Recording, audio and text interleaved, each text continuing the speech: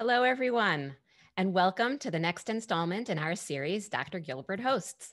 My name is Dr. Rebecca Gilbert, and I am the Chief Scientific Officer at American Parkinson Disease Association. Thank you so much for joining us today. Today, we'll be having a conversation with David Leventhal, creator of a program that many of you may already be familiar with, and that is Dance for PD. David will give us a short introduction, and will even give us a short demonstration about Dance for PD, and then we'll be answering your questions in a Q&A session. American Parkinson Disease Association, or APDA for short, is the largest grassroots network dedicated to fighting Parkinson's disease and works tirelessly to assist the more than 1 million people with PD in the United States live life to the fullest. Please visit our website at apdaparkinsons.org to explore all that we have to offer. And this includes program and services delivered by our network of chapters and information and referral centers located throughout the United States. Our website also hosts a vast array of publications, webinars, articles, and information that can help you understand your Parkinson's disease. You can also contact APDA through our toll-free helpline, 1-800-223-2732, as well as via our social media outlets. My guest today is David Leventhal. David Leventhal is a founding teacher and program director for Dance for PD, a program of the Mark Morris Dance Group. It has been used as a model for classes in more than 300 communities in 25 countries. He leads classes for people living with PD around the world and trains other teaching artists in the Dance for PD approach. He's co-produced 5 volumes of a successful instructional video and helped conceive and design Moving Through Glass, a dance-based Google Glass app for people with Parkinson's. He has received numerous awards for his work and has written and lectured extensively on the intersection of dance and Parkinson's. I am so excited to be talking with David today. David, welcome, and thank you so much for joining us. Thank you so much, Rebecca. It's really wonderful to be here with you, and I really appreciate the invitation to join you. So I thought I would talk a little bit about the program. I have been known to give quite long presentations, but I wanted to really keep this one short so that we have time to talk about topics that come up and to answer questions that viewers have during the course of today. So I think when I think about Dance for PD, and I think about kind of the basic unit of what we are a community. And if you can think about communities as being kind of like an onion, we have many concentric rings of communities. Community in each of the studios where this class takes place. This is a photograph of our studio at the Mark Morris Dance Center in Brooklyn, where this program was founded and has evolved. The bigger community of dancers in New York, the bigger community of dancers across the country and across the continent, and then a global community where there are classes in more than 25 countries around the world. So I'm going to be talking a bit about that expansion and sort of how we think about the idea of the program in other places. So we are a community in the studio, and next slide, please. We are currently a community at home. We have, for the last 10 months or so, been offering our same Dance for PD programming through Zoom for people at home. And we've seen a great interest of really participants from all over the world coming in through Zoom and dancing with us on a regular basis. Next slide, please. We are a community that is based in New York City. We're founded in New York City, as I said, here at the Mark Morris Dance Center. But next slide, also a community in 25 countries. And really the way that's worked is that the Mark Morris Dance Group is a touring company, at least until March of last year. And what that meant was that whenever we went on tour and offered performances, we would also offer Dance for PD classes. So over time, like a snowball kind of gaining momentum, the program engaged a number of audiences around the world, not only people living with Parkinson's and their families, but dancers, teaching artists, people who might be interested in doing this work in their communities. And we started offering training around 2007, and those training workshops evolved into this network, this incredible network of programs around the world. Next slide. One of the things that differentiates dance, I think, from other physical modalities is that it is the perfect, my opinion, perfect union of 4 areas of awareness, consciousness, and focus. And what's interesting is that these areas exist in dance. They are the building blocks of dance, of all kinds of dance. Some of the questions that came in ahead of time were about different styles of dance. And I would argue that all forms of dance, whether you're talking about hula, samba, flamenco, West African, ballet, traditional Balkan dance, they all share a DNA. The core elements of those dance forms are united in a similar genetic material that deals with balance, weight shift, expression, music and rhythm, spatial awareness. You need to have all of those skills for all of those dance forms. And all of those dance forms are built on these 4 pillars. The physical, right? This physical experience, this body experience, this motor experience. We're talking here about elements like balance, coordination, organizing all the parts of the body in space, things like flexibility and stamina that you might see in a traditional exercise regimen. So that's understandable for a lot of people, because I think we think of dance as a movement form, as a motor form, right? But there's also a very strong cognitive piece of dancing. Dancing starts in the brain. It starts in the mind, right? We have to think about the patterns. We have to learn material to do. We have to learn techniques. There's a lot of physical strategizing that has to happen. And that's all happening in our minds. You'll see an example of that a little bit later. So there's a very strong cognitive piece that is simply not present on something like a treadmill, where you spend a lot of time trying to distract yourself from the activity itself, right? Because it's not that engaging cognitively. So you do other things. You watch TV or you listen to music as background. But in dance, you're always using your brain. You're always thinking about what you're doing and processing those images and sound inputs through a very activated cognitive process. And that's really important. But third is expressive, right? Dance is an expressive art form. So again, to go back to a treadmill, when you're on a treadmill, you're not necessarily trying to make any kind of statement about anything. You're not telling a story. You're simply really getting your aerobic rate up. And that's important. We need that. But we also, as human beings, we need to tell stories. We need to share our voice with others. We need to let our bodies say something. And that's really what dance is so good at doing. It gives all of our participants a chance to speak through their bodies. And I think that's particularly powerful among the Parkinson's community, because so often we find that it's difficult for people to express themselves. It's difficult for people to use their voices in the way that they might have before Parkinson's. It's difficult to use gesture and to tell physical stories. So dance is a way of creating a safe space for people to explore that potential. And the fourth pillar here is so important. It is the social piece.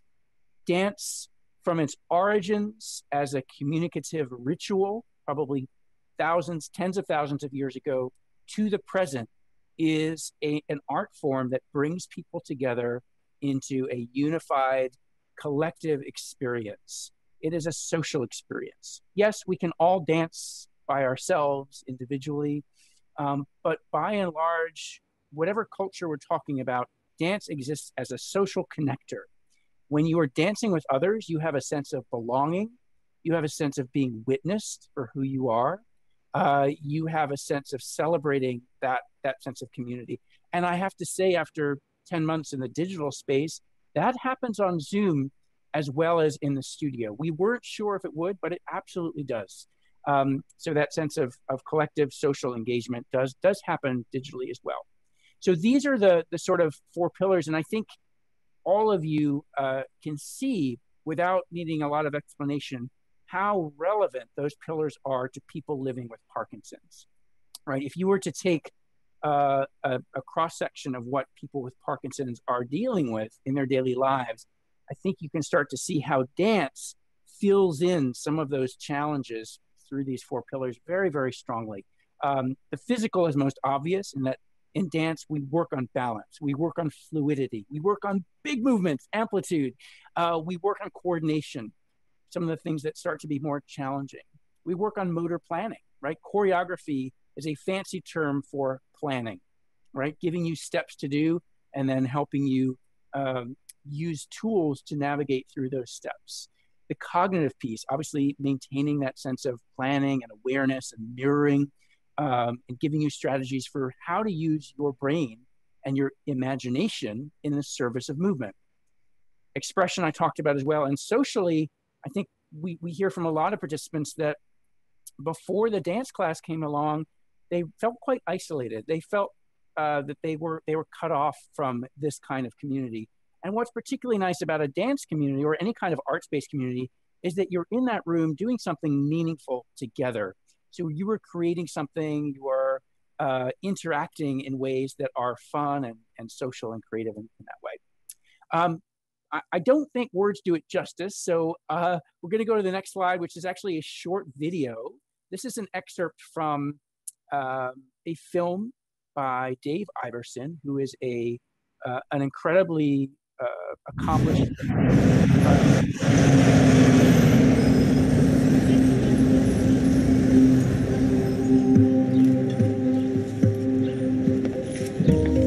They've each had something go missing: steadiness of hand or sureness of step, the once confident stride or arms that swing. Parkinson's claims them one by one, even sometimes the ability to smile. They've each had something go missing, but the dream to move freely never goes away. And a 5, a 6, a 7, here we go, and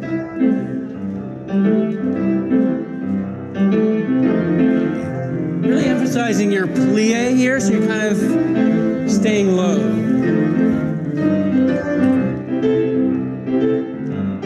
Changing the arms, point. Hey, you! It's a moment to shine, for a Parkinson's patient to shine, is to show what we can do and to say, here I am. Keep it coming, and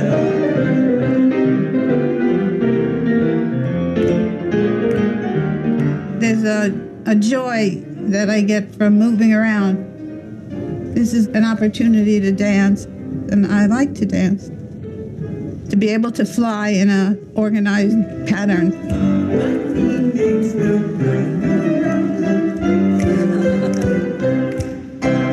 good. Let's transition into rehearsal. I believe dance gives people an opportunity to experience what it's like to move with grace and to move with power and to move with passion. You can do things that you didn't think you could do. And once you relax and let the body take over, it will go.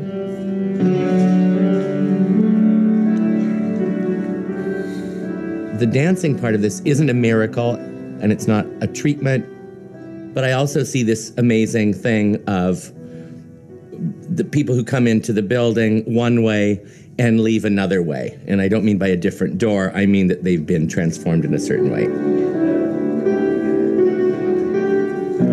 It's liberated a part of me, a sense of creativity. When the dance class is going on, there are no patients, they're dancers.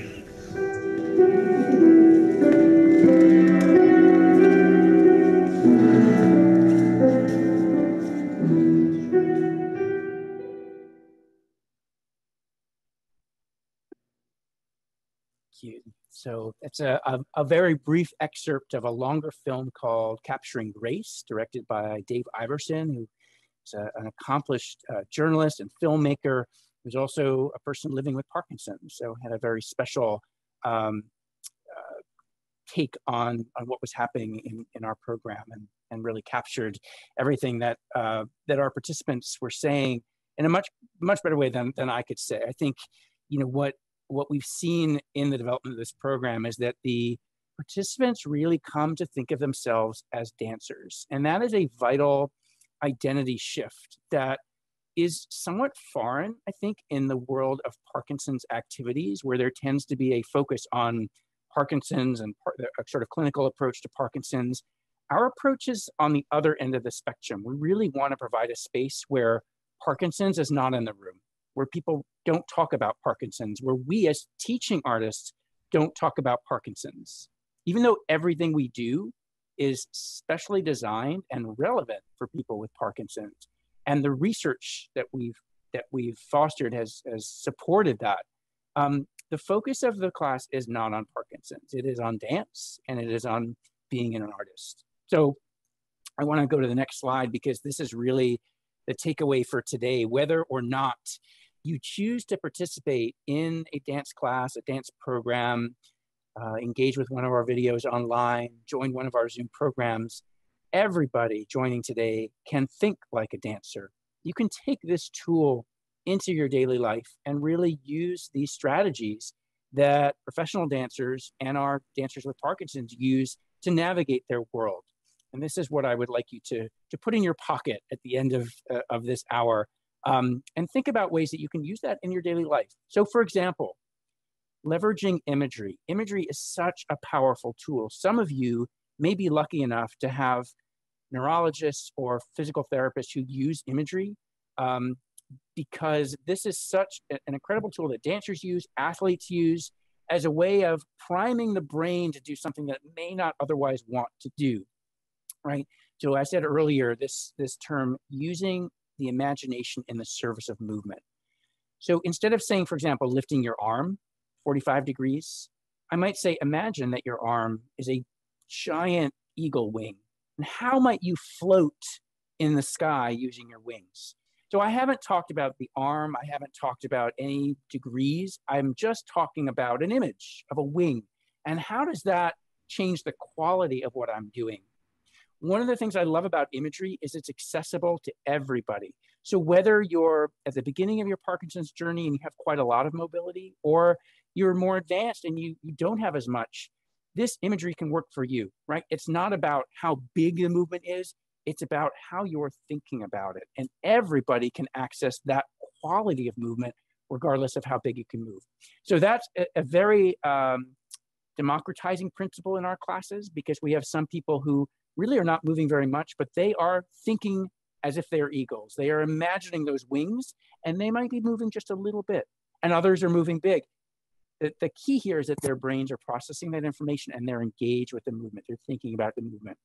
Whereas if I said everybody has to lift an arm to 90 degrees, people might say, I can't do that. Sorry, can't do that. But everybody can be an eagle, right? Number 2, choreographing and planning your movements, sequencing your movements. Dancers think about movements the way singers think about phrases, the way that writers think about sentences and paragraphs. So we organize our movements into phrases, and those phrases have their own internal logic. That can be very helpful for people who feel that they might not be able to access a roadmap for movement, which is many of our participants. They feel like that executive function of organizing thoughts to plan an action becomes more difficult, or it takes longer to do. So to think about your movement as a choreographed dance can be a very useful skill. For example, we have stories of people who use the thought of choreography as a way to navigate their way in a grocery store, where they're often more prone to freezing of gait, and they have some anxiety about being in that public space. If you can think about your movements as a dance and plan those movements, for example, doing 8 steps as a waltz down the aisle, you're going to have much more success than thinking about just trying to move one foot in front of the other. The third is using music as much as you can. Music is a wonderful guide, a wonderful coach. And the great thing is that now, thanks to technology, we have access to so much music through music streaming services, through your own collection. So finding music that you love and using that music to prompt your movement in a specific rhythm is incredibly helpful. Again, when we're living with Parkinson's, we need external inputs to help cue our movements. And music is probably the best guide we can think of. So finding music that you love and using that as a coach is a great way to go. And number 4, and there are many more, but I've chosen to focus on these. Thinking about the process of a performer and how a performer thinks about projecting movement to a giant theater. This is important because often in Parkinson's, we see movements get smaller, more internal. And if performers do that, they're not communicating or expressing to their audience, and the audience will stop watching them. So it's very important for us as performers to be able to project to the back of the balcony, right? Even though there are people right in front of them, you have to think about the audience, several balconies up that is actually watching, and you have to think about your movements being legible for them. And that's a very useful tool for people living with Parkinson's who need that same approach to their movements, of really big, powerful movements that can be read in the back balcony. We're going to come back to these ideas in a moment, because I'm going to show you actually a little demonstration that we're going to do together to look at these 4 elements: imagery, sequencing, music, and projection. But if these are sort of our ingredients, right, our carrots, our onions, our celery, as we're making a soup, what is the context? What is the broth? What is the thing that makes all these things come together? So we're going to go to the next slide and see what that broth is and how it differs perhaps from some other programs. We have a very strong focus on fun.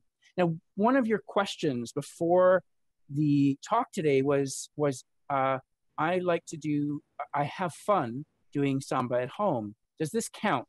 Is this beneficial? And I would say, well, absolutely, because fun is we think of it as kind of a frivolous term, but it's actually a really important concept, because fun has to do with enjoyment. It has to do with reward. When we are doing something that we enjoy, we tend to be not only more engaged with it, but we tend to learn it better. Think about the things that you've enjoyed learning. They are probably presented by a teacher who understands the value of fun and gaming something, enjoying something, rather than something that's presented in sort of a dry format. So if we can contextualize a lot of the sort of motor skill learning that is important for people with Parkinson's within a context of fun, then we're really onto something. That is the special sauce of what can happen in a dance class. Contributing to that sense of fun is really great music that inspires, that cajoles, that entertains, giving people a chance to create their own movement, to choreograph on their own. Now, I know this sounds very intimidating, but in the right context, it can be incredibly liberating to find your own path, to not necessarily have the teacher telling you what to do at all times, but perhaps have the teacher invite somebody to explore a particular image or a particular idea or context and allow your body to explore and improvise on that theme. Interaction is something that's also very important. Again, in these classes, we're not operating in our own bubbles, which you often are if you're on a treadmill, right? You're kind of in your own space. Maybe you'll say hi to somebody across the gym. But here, all of this movement is interactive, and that is a very strong motivating factor. I can give you a very clear example of this. If I just say to somebody, just reach out with your hand, they're going to reach to a certain distance that feels natural to them. But if I invite them to reach to somebody across the room and let that movement be felt by that person, now I'm dealing with a much stronger motivation to push beyond the boundaries of that bubble and actually connect with somebody who is far away. And so that movement suddenly becomes more extended. You adding 4 or 5 inches to that movement and getting a much bigger amplitude. So that's where the social motivation for a lot of what we do is really important. What we see in our programs are very high adherence rates. So although we often in dance class don't reach that kind of peak aerobic activity that you might have in a 45-minute spinning class, we do have people coming back week after week or even class after class because of that focus on fun, because they know that they're getting sustained activity and they love coming to this class. So I would say, a lot of the people in this picture actually have been coming to the class for at least a decade. And we see that kind of adherence where it becomes those drivers of community, of togetherness, of belonging, are really strong motivating factors. Really important. Let's go to the next slide. We've talked about this already, but the core tenet of how all of this sort of DNA of imagery, of music, it all comes together by creating a social environment, by creating an interactive environment. Not only teacher to dancer, but dancer to dancer, right? So that people are creating duets among themselves, they're creating group experiences together. And next slide, that happens in the studio as well as in the Zoom class. So as much as we can, we try to create interactivity through the class, but we also schedule time after class for people to go into breakout rooms and chat informally, just as they would do sort of on the side of the studio after the dance class. Next slide, please. And I'm coming back to this idea because it is so important. Giving people agency and the invitation to take on a different identity. Again, we're not in a clinical space, so we have the luxury of not talking about Parkinson's, of not talking about how certain movements will address symptoms. Even though we know that now, there's a robust literature to support that. We don't really talk about it because, again, we want people to focus on the art of dancing. And that's where I think this program is a double-edged sword, because on the one hand, we address so much of what people living with Parkinson's want and need to address in their daily lives. In fact, I think if you were to sit in a lab and create a movement form that was specially designed for Parkinson's, I think it would look a lot like dance.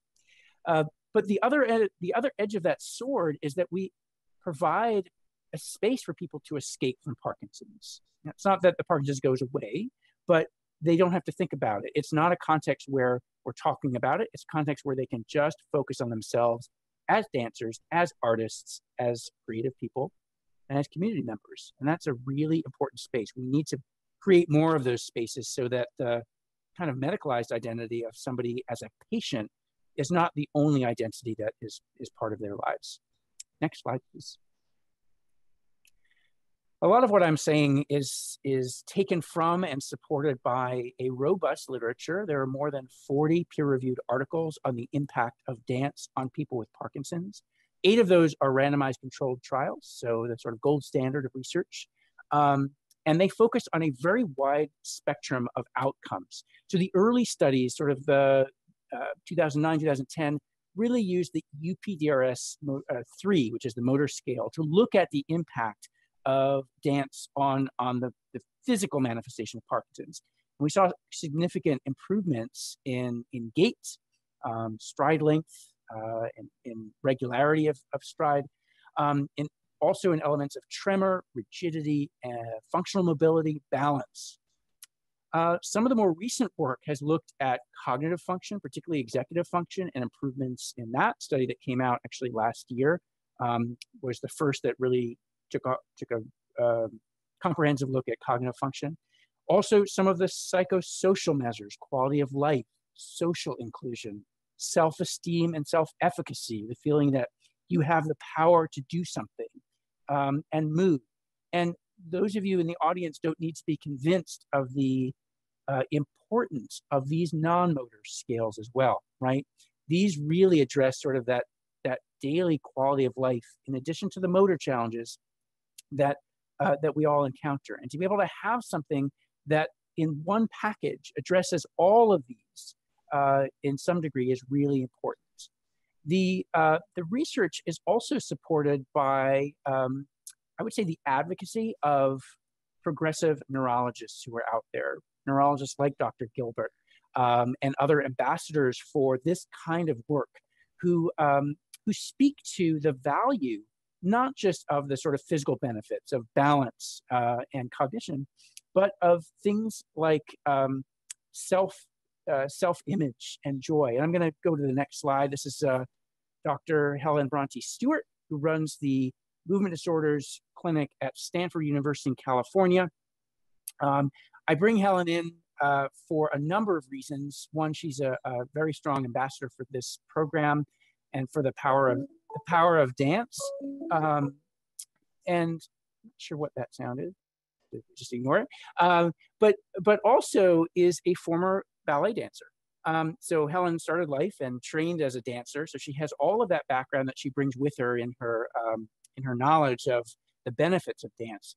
Helen feels so strongly about the importance of dance in sort of restoring self-image and bringing joy, in addition to all of the motor benefits, that when Stanford wanted to redesign, and Stanford is an APDA information referral center as well, when Stanford redesigned its Neuroscience Institute, they built a dance studio into the clinic. So when you come into that institute, on the left side, there's a beautiful dance studio with mirrors and a bar where there's a dance repeated class twice a week. And then on the right side is the reception for the clinical area. So that is how central dance is to Helen's practice. And I hope we see that as a trend for other neurologists. So with all of that said, I wanted to give us a little bit of a movement experience so that you can see how thinking like a dancer can build accessible, delicious layers onto your movement. So we're going to go to the next slide, which is just an invitation to dance. And I'm going to invite Heather, who is the amazing producer behind the scenes here, to stop sharing so that we can just focus on the movement for a moment. Now, you are welcome to do this at home, wherever you are. This movement is originally designed to be done seated or standing. And so what I wanted to do was to start out with just some stretches. I know we've been sitting for about half an hour. So I just want us to think about stretching our hands a little bit and just kind of reaching and getting a little bit of mobility in the hands and the wrists. Some of us may already have been typing today or texting somebody, so really important to keep this moving. And we're going to just take some gentle rotational movement here as well. So palms up and palms down, probably familiar. Some of you probably have to do this in your clinical visits as well, right? And then I want us to take a big stretch. So this kind of goes up to the angle here, the diagonal. And you can take a stretch straight front. I can't see you, unfortunately, but I know you're there. And then sort of down to the floor, and you're going to reach your arms up, stretching as high as you can, and bringing your hands together. Okay.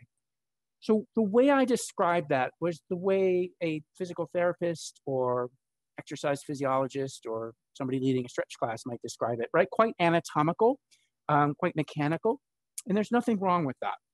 What I want to do is introduce those 4 layers that we talked about. So we're going to talk about imagery, and instead of thinking of this as a stretch, I want you to imagine dolphins diving into the water.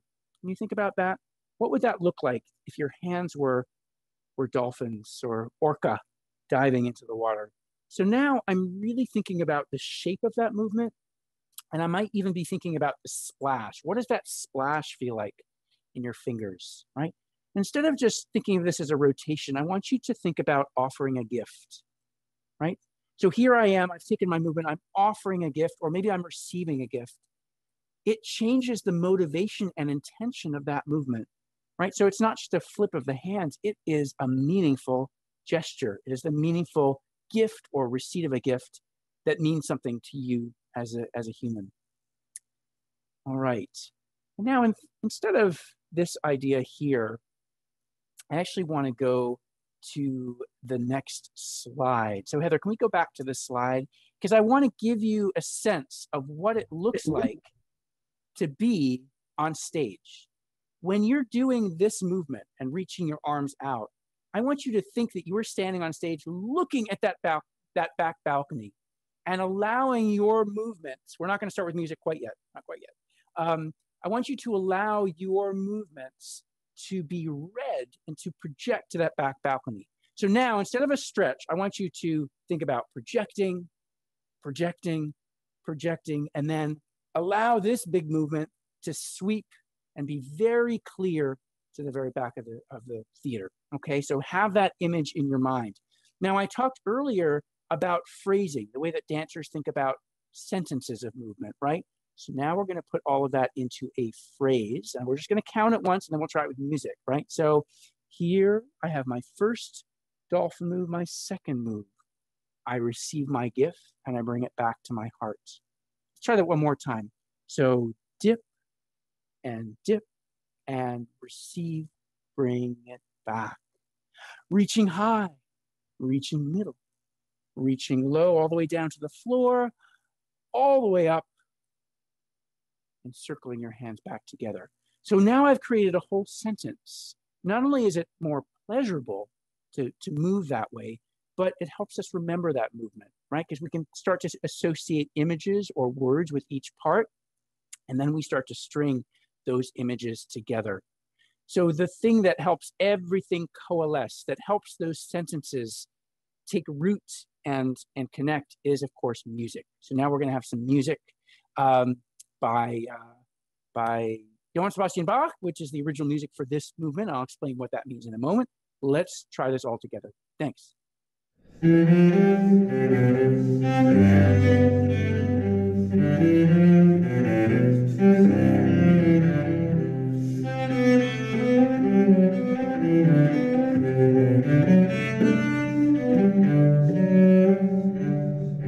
Let's try it.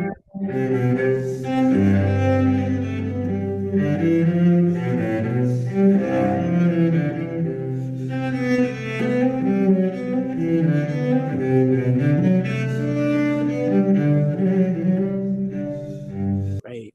Thank you so much. Yeah.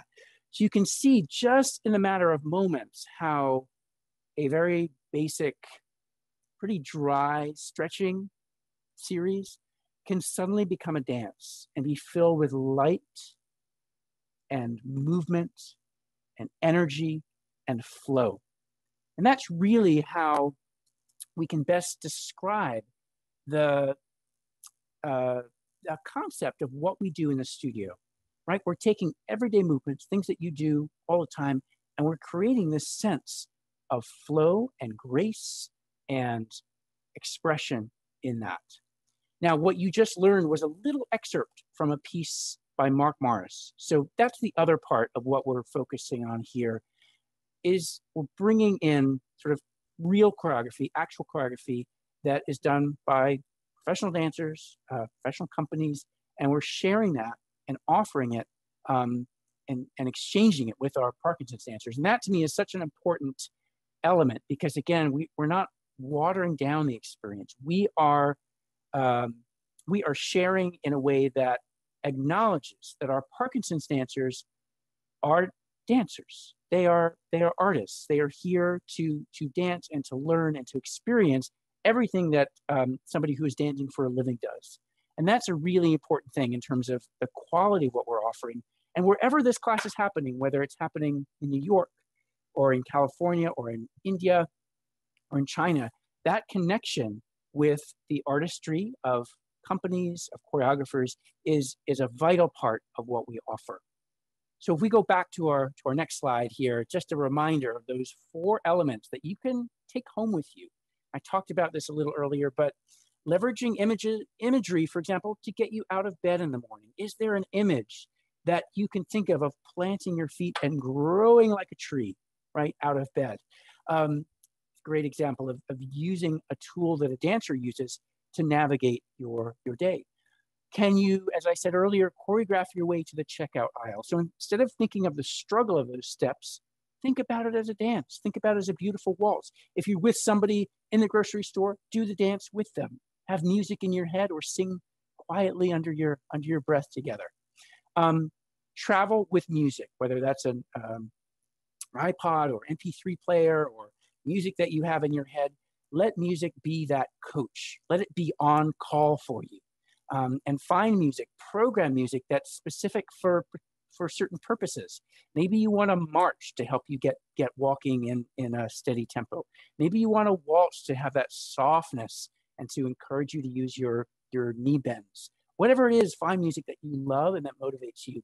And finally, if you're having a conversation with somebody and they're having trouble hearing you or seeing what you're trying to say, think about that performative piece of projection. How do we get our movements to read and be legible to the very back of that theater? And I promise you, those techniques that, again, dancers train for many, many years to do are things that you can do later on this afternoon. They are part of our human DNA. They're not foreign to us, and therefore they are accessible to you, and I do encourage you to use them.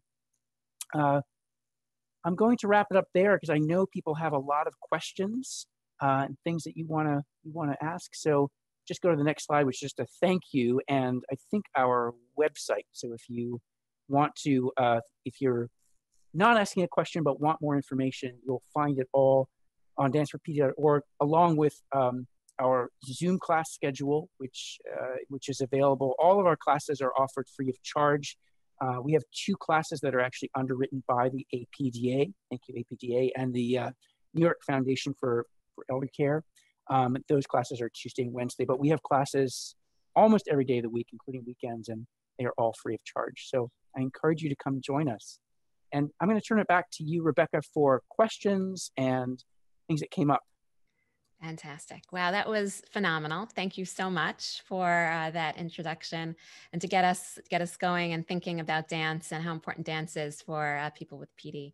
Really, thank you for that.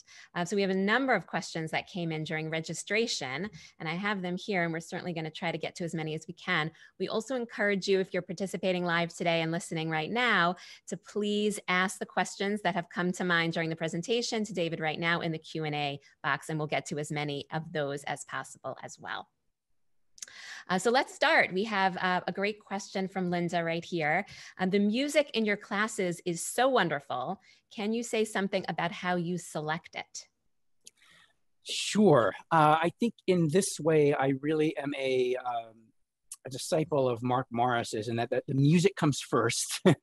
I find music that is inspiring or has a particular rhythm that I think lends itself to a particular kind of movement. And then I'll start to improvise and play with that movement and develop an activity or a phrase based on that. I find that music has so much information embedded in it, at least for me. And so it's almost like decoding DNA. When I hear music, it's like, oh, that suggests this image, this story, this context, and this movement. And so I hear that in music. Sometimes I will start with a movement idea, and then I try to find music that is right for that. I try to find music that has rhythms that are basic, i.e. a 3/4, a waltz, or 4/4, but within that have a lot of subbeats, because I find that particularly for Parkinson's dancers, having those subbeats gives that sense of sustaining movement. If I just go boom, boom, boom, right? There's not a lot of information in between. But if I go boom, da, da, da, boom, ba, ba, ba, boom, now I know the lilt of that music. Musicians call this the groove, right? The groove is telling you what to do in between the downbeats. And so I try to find music that has a really strong groove, because that is actually where the movement happens. The downbeat is often like a step. So that's where the step happens. But dancing is all about how we get from one movement to the next. And that's really where I'm looking for music that has that glue, right? That texture. Fantastic, thank you. We have a great question from Dylan here. How do you structure your classes around differentiation? If you have students of different levels, how do you incorporate those different levels in a class? Dylan, that's a great question. It's one of the things we focus on so much in our teacher training. All of the teachers are trained to be able to adapt and translate movement for a variety of levels, whether that's seated, standing, holding onto a chair, or free movement away from a chair. And in our live classes, studio classes, as well as on Zoom, we always have a seated demonstrator showing movement for the second part of class. Because the standard progression of class is that we'll do the first 25 to 30 minutes seated, and then people are invited to move out of the chair, use the chair for support, and then at the end of class actually move away from the chair. But at all times there is somebody, a volunteer, an assistant, assistant teaching artist, who is demonstrating the seated material. And so there's always somebody to follow. If you do wish to remain seated, it's really important for me as a teacher to know and to think of the seated dancers as fully engaged, fully participating. They just happen to be using the chair as a partner, right? It's not less than, it's not minimizing anything. It is equal to, and in some cases, they're able to do more in the chair because they're not having to worry so much about balance. So it can be a very full experience, but having that extra demonstrator is so important. And if you're teaching by yourself, that teacher will have to show both versions. And sometimes it's, you think about Mozart leading from the keyboard. Mozart used to conduct a whole orchestra from the keyboard and use his head and maybe one hand.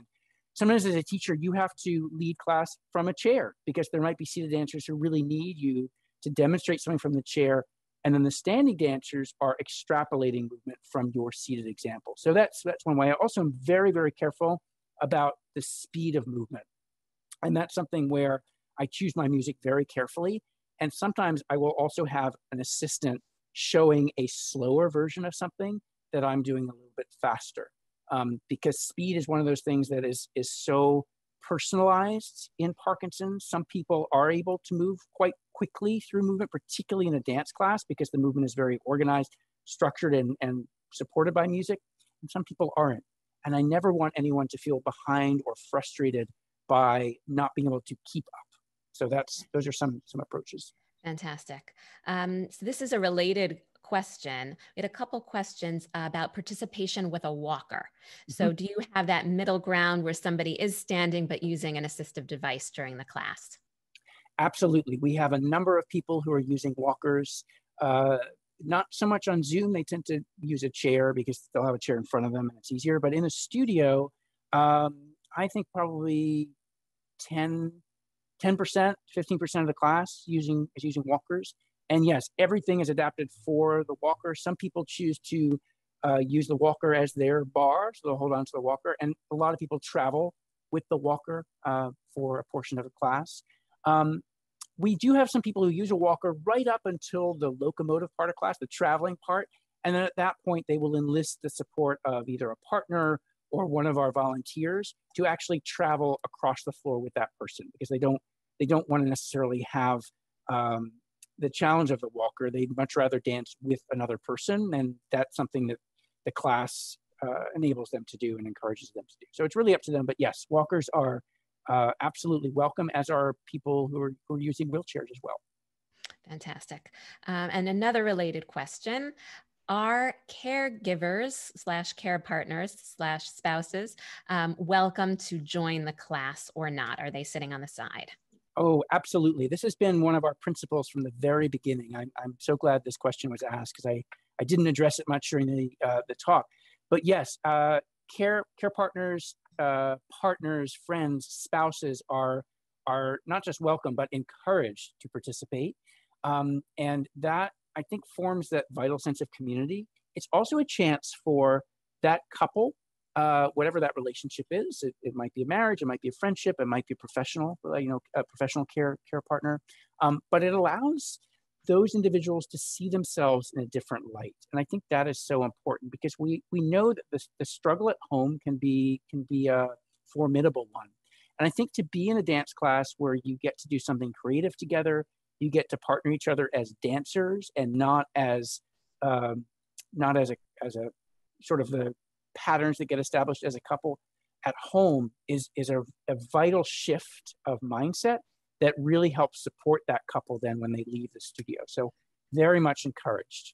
I think that's such a fantastic point. Thank you for bringing that up. There are a number of questions which you touched on in your presentation, but perhaps to flesh out a little more, could you address the science supporting how dance for PD improves quality of life or improves some of the symptoms that you had mentioned in the presentation?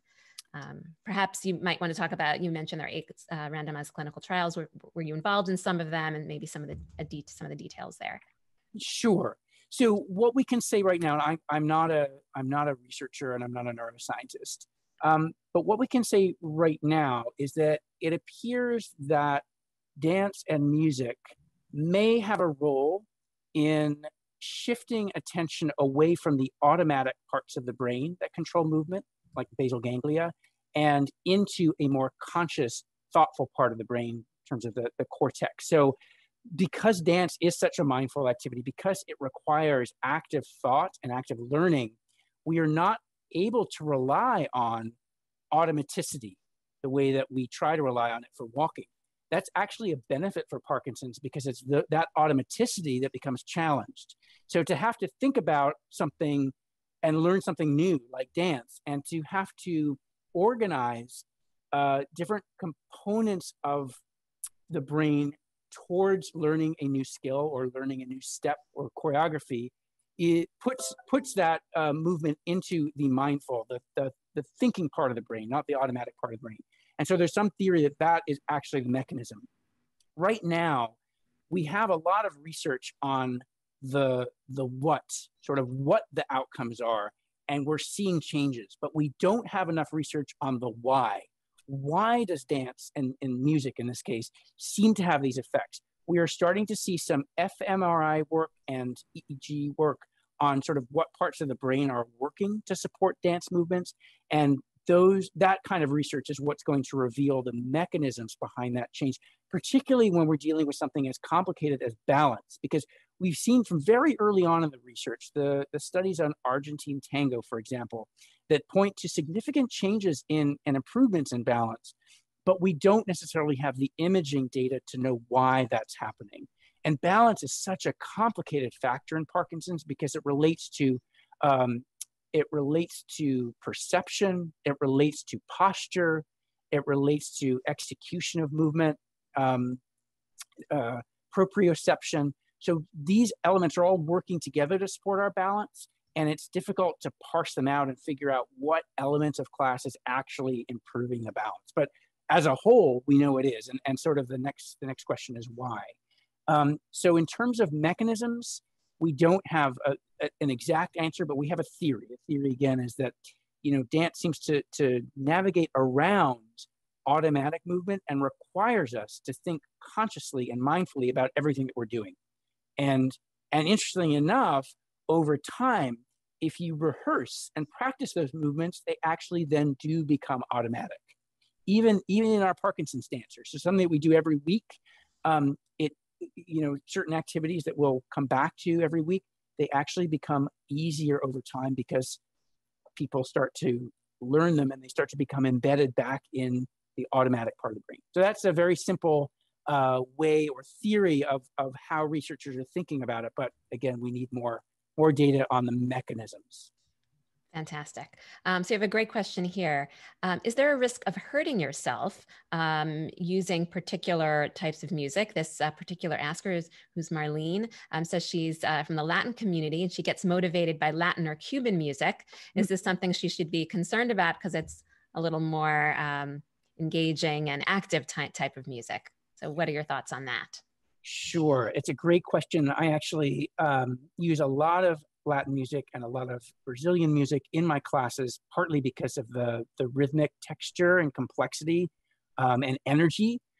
There's nothing inherently dangerous about that. What's dangerous is in the speed with which you're approaching the music with your movement, and in the speed at which you're approaching any change that happens. So for example, if you're changing direction, if you're turning, if you're changing footwork from one pattern to the next, that's where it can be potentially dangerous in causing a fall or causing someone to lose their balance. But musically, there's nothing inherently dangerous as long as you think in that music that you're hearing, like at a faster tempo, right? Try to listen for the slower version of that tempo. For example, if I'm thinking of something that's do, do, do, do, do, do, do, do, do, do, do, do. If I do a movement every beat like this, that's going to be pretty fast.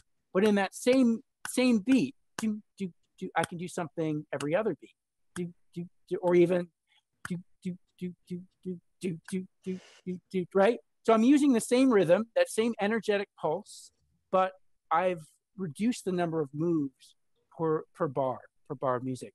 And that's a great technique that I use all the time when I have music that's very energetic, but I don't feel that it's safe for people to move at that speed, right? And then in that, doing enough repetition in one move. For example, if I do like a side salsa step, I'm going to do that 8 times or even 16 times before I change to a front salsa step, as opposed to side, side, front, front, side, side, front, front, right? So I'm getting very technical here, but that is really the nitty gritty of how we create a safe environment for people, giving them enough of a chance to repeat movement before they transition into the next direction or the next set of phrases. So that's also really important. Has nothing to do with the style of music and all to do with how you're layering music, movement on top of the music. Fantastic. There was a great question here from somebody who was trained as a dancer and then got Parkinson's disease and is discouraged by the subtle difference that she can feel in her own movements because she knows she is not what, the tempo and the speed she was able to go. It's different now. And can you address that sort of issue in somebody who may still be able to really participate very well in your classes, but can sense that difference from their past? How would you approach such a person? Yes, and of course, we dancers are the most self-judgmental group in the world. We're always, challenging ourselves and saying, I'm not as good as I was. And, this happens to dancers of all ages with or without Parkinson's. As we age, we have to readdress what we're able to do. And that, I would invite you to think of that as an artistic challenge, not so much an identity challenge, but it's like, how do I find the artistry to approach movement in a different way? Maybe I'm doing things more slowly, but in that slowness, I'm finding such grace, and I'm finding a way to express myself in a different voice, in a different way. And that is beautiful in its own way. So finding that kind of inner beauty and that sense of letting dance speak for you now. Let dance be your tool. Don't let dance control how you think about yourself. So what are the tools in dance? Go back to that idea of imagination and music that enable you to speak for yourself as you are today. That is really what dance is for. It's not a measurement of what you can and might not be able to do. Again, finding music that is at a speed that allows you to express yourself comfortably. So maybe that means slower music, or that means hearing the music differently, and that is okay.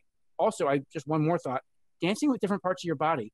I did a hand dance today very intentionally, because sometimes we think of dance as very complicated footwork, or it's always has to be full body. You can dance with your fingers. You can find great beauty and articulation just with your fingers, or with an elbow, or just with with your focus. So there's a lot that you can do with specific parts of your body that give you agency and power.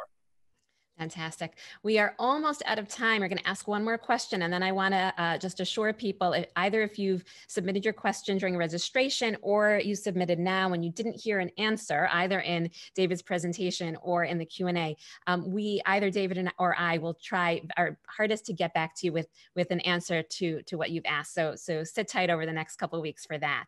So our last question has to do with the current COVID situation. Obviously, you have pivoted on a dime, and now your classes are purely virtual. Now, we all hope that is going to end at some point over the next, let's say, months to year. And what is your plan as Dance for PD when that happens? Are you going to shift completely back to in person? Are you going to take the silver lining of this virtual world and continue? I'm curious to hear how you're going to approach that. It's such a great question, and the answer is that we are embracing a hybrid version. So even when we go back into the studio, we will always offer online programming, interactive programming on Zoom. We had been offering live stream, sort of a one-directional stream, basically broadcasting from our studio in Brooklyn.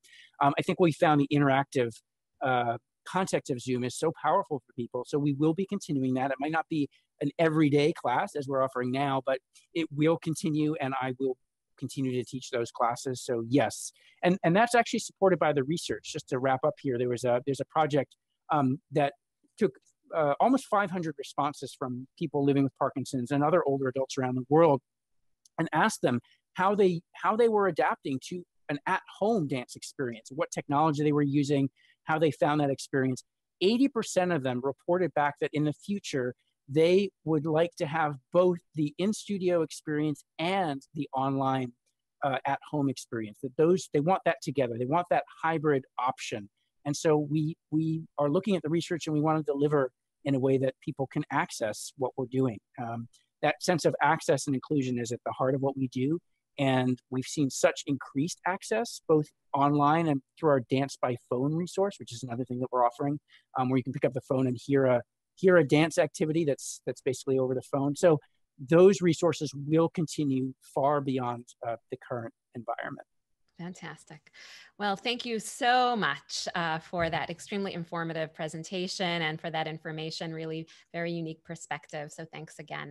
I want to make sure that everybody here is aware of how to access the program. So David already told you about the Dance for PD website, but you should also know that, as David said, two of the Dance for PD classes are sponsored by APDA, and you can access them through our website, apdaparkinson.org, and you can go to the top right-hand corner where it says virtual events. I circled that in yellow.